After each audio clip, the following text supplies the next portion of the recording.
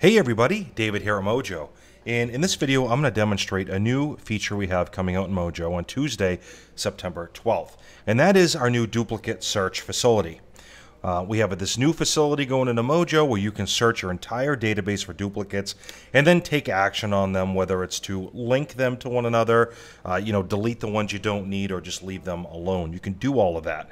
And I'm also going to do a demonstration of how we've figured in the power dialing of linked contacts in the call wizard and fire up the power dialer and go through that. So the first thing I'm going to draw your attention to is the Find Duplicates button. This is in the Data and Dialer screen, and this is going to search my entire database for duplicates. It's not just going to search an individual list or group, it's the entire database to ensure you don't miss any. So when I click on it, it's going to ask me for inputs. Basically, what parameter do I want to use where Mojo can determine if two unique records are duplicates? I could choose full name, phone, email address, or street address. I can choose one, or I can choose all of them, or something in between. It's an AND Boolean operator. What that means is if I were to choose full name and phone, it's going to determine that something's a duplicate that has exactly the same full name in the same phone number. It's not an OR statement. Hopefully you guys can wrap your heads around that. For today's demonstration, I'm just going to choose phone number. We've got another option down here, and that is search only properties list. Naturally, linking of properties inside of Mojo is going to be super popular for those folks that are in markets where people own more than one property, etc. I'm going to uncheck this because I don't have any properties list to search. So I've just got my trusty little Mojo training list. So the first thing I'm going to do is I'm going to click search after choosing phone number as the parameter I use to determine duplicates. Once I do that, I've got my output screen. And this is where I can review them. I can link them to one another. I can delete them, or, heck, I can do nothing. The normal sort order of each duplicate that we find is by create date and in descending order. You can see here it found 39 duplicates. If I didn't think I did this search correct, I can go back in, make changes to my different parameters and click search again. I can always come in and make the decision to search only properties. And after I've done linking a few times, I can either show all, show linked only, or show not linked only. And that refers to the duplicates that it finds. So that's a good way to take a look at your linked duplicates only, or look at people you haven't had a chance to link yet but are still duplicates in your database. Okay, this grid is very important. The first column in the grid is your actions column. It's where we can either link or delete a record. The second column is full name, followed by address, followed by phone, email, the list or group that it's in, which is also very important, the source of that record, the status change date, and the action plan. And action plan's pretty important now that we've released action plans, and more clients are using us as their CRM and follow-up machine. Obviously, you would put more weight on a contact that is halfway through an action plan than you would a duplicate that you haven't even called yet that might be in your database. So that's an important column to look into. Status change dates equally as important for those of you calling off-market leads, because it's going to, or you can, change the order to, let's say, status change date, and then you can have it show the various contacts that are duplicates in an order of most recent status change date to oldest. So there's all kinds of fun stuff you can do here to organize it.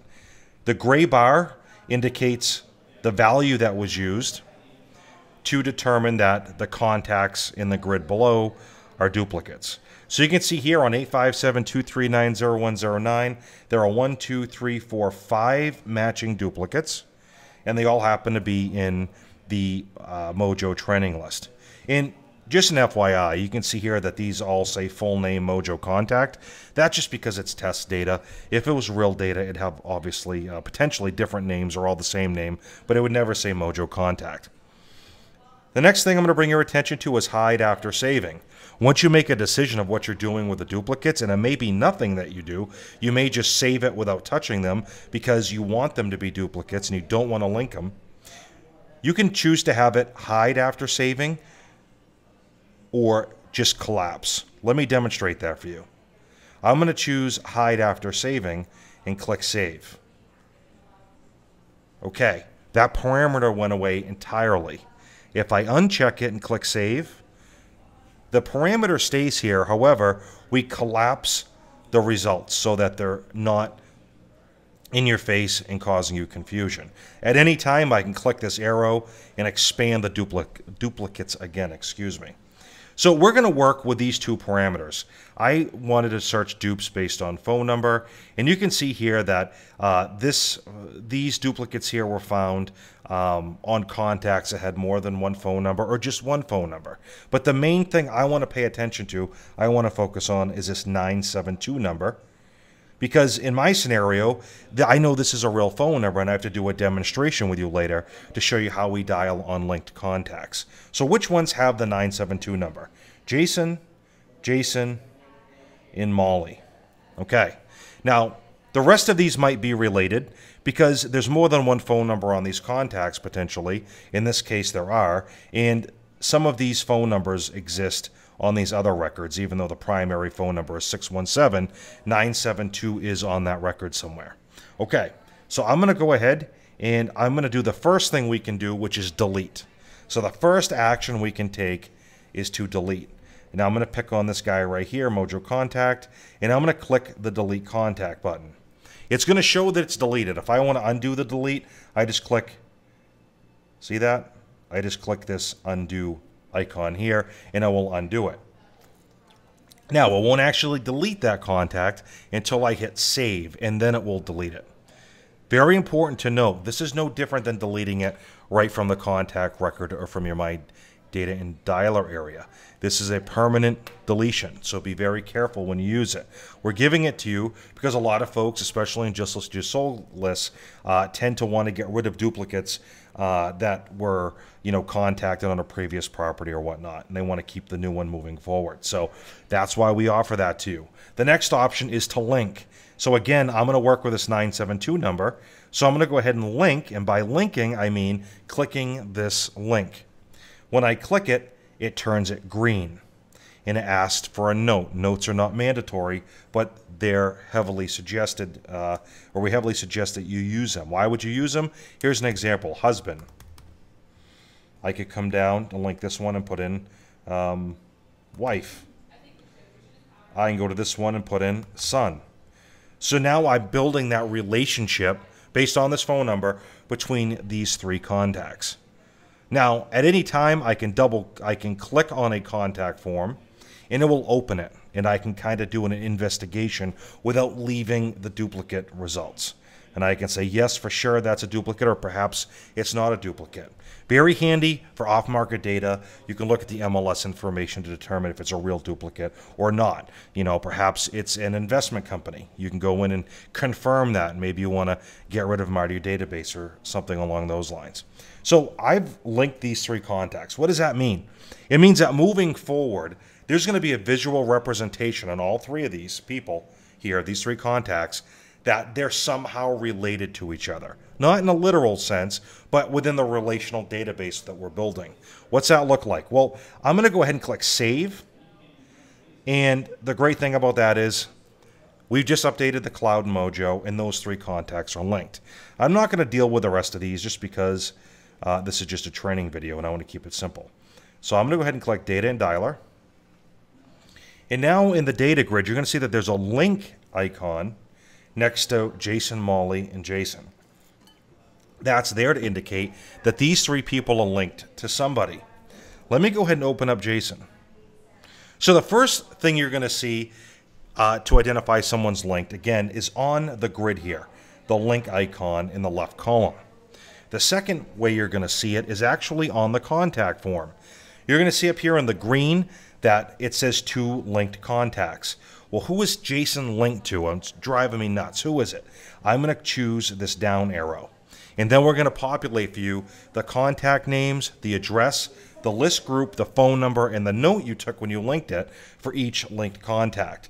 And you can go through, and I can click on Jason or Molly, and it will go to their contact form. So that's how we see who this person's linked to. So I'm going to go ahead and click on Molly and demonstrate something else. The first person I opened up was Jason Myers. So when I click on one of the linked contacts, just to make sure I don't get quote-unquote lost in the database, we stick a red tab up here that says back to the main contact, the first person I opened up. So I can simply click back to main contact. It would come back to Jason Myers. But let's just say I call Jason Myers and I get talking to this person and I figured out that I made a mistake. This third linked contact based on this phone number, Jason Presby, really isn't related. Jason was the result of, this Jason Presby character was the result of a bad lookup by a data company. Maybe he lived in the home 5 years ago. Well, have no fear. I can go up to Jason Myers. I can do it right from this contact record, or I can close him out and open Jason Presby's. But for this, I'm just going to open, drop down the link contacts view, click on Jason Presby, and I'm going to click unlink contact and confirm. Now, you guessed it, now we're only going to be left with 2 linked contacts, because again, Jason Presby wasn't really at the property for these 2 folks. So I'm moving forward with just the 2, and these are accurate. They can be husband and wife, whatever. We can do another thing. I can go in here and open up Remo here, and I'm on the phone with Remo, and I find out that, you know, I have a good conversation with Remo. You know, we're talking about his property, and then he throws an S on the end of that, and he says properties, and I go, oh, interesting. You have more than one property that you have listed, and maybe he says yes. You know, it's another expired. Well, here's what we can do. I obviously want to link this Remo to the other Remo. So I can click on link contact. There won't be another Remo in this database, so let's just pretend that's the name I put in here. I'm going to put in little lily flowers. Well, let's say it said Remo. I could select that, and I could put in second property as a note. I can click link. And now we just linked Remo's 2 properties, 2 contact records together. And the beautiful thing is, because we're linking and not merging, which is a huge headache when it comes to off-market properties, these records that I've linked are still going to update and stay accurate independent of each other. The common denominator is they'll always be linked. So they're never going to unlink unless I manually do it. However, they will stay dynamic and they'll update separately. Smooth thing here in Mojo, and we're really excited about you guys giving us feedback on it. All right, so that's how we link contacts. It's how we can delete them from the results screen, right? Then I just opened up a couple of contacts. I unlinked one. I showed you how to determine if a if a contact is linked right from the contact form. I showed you how to get back to the main contact that you were originally looking at before you checked out one of the linked contacts. I showed you, again, how to unlink, and then I showed you how to link somebody right from the contact form and not from the Find Duplicates facility. So the next thing we need to talk about before we polish up this video is going to be, how does this affect the Power Dialer? I'm going to select Mojo Trending List and click on Power Dialer. You're going to find a new option. And that new option is allow dialing on linked contacts. And what that means is, if you check this, and let's go back to Remo. He's got 2 expired properties. If I check this, it's going to dial him twice, and that's probably not what you want to do. So we default to it being unchecked. So we don't check off allow dialing on linked contacts. What'll happen is, when I call Remo, okay, let's say it'll call him in the order that I send it to the dialer. So let's just say, hypothetically, I chose dial from most recent status change to oldest, which coincidentally is how Mojo dials properties, right? Let's just say this, the Remo, the first person or the first property that comes up is 123 Main Street. Now, if he's in there with 456 Main Street in the same list, again, I probably don't want to call him twice. It might aggravate him, and that can be embarrassing. So it's going to call him on one record because we're not allowing the dialing of all linked contacts. It'll call him on the one, ignore the other ones in the same dialing query, and all you need to do is go up here. You'll see that he is linked, and you can go ahead and you can toggle to the other contact form, discuss that property, look at the MLS data, when did it expire, how long had it been on the market, what's the address, all that fun stuff. And then, of course, we can come back to the main contact and we can finish up our call. This is something to note. There's no dialing licenses on this account, so I can't demonstrate it. But please note this. If in the event you're on the phone with Remo, you find out, you'll see he's a linked contact, so you go to talk to him about his other properties that he owns. If you go to apply a note or apply a last call result button, Mojo is going to warn you that you're not on the original contact that you dialed. You can either proceed with making the note on Lily, let's just say here, or you can click back to main contact and complete the call. Set an appointment, add notes, and then disposition the call. That's going to wrap up this video on how to use this new feature, the duplicate check facility.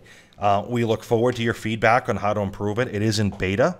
We've been working on this for a long time. It takes a lot of work to reconfigure thousands and thousands of databases to work with this. So again, we appreciate any feedback that you can give us on this new feature. You can give it to us right in the support area under Submit an Idea. And until next time, folks, make it a great day.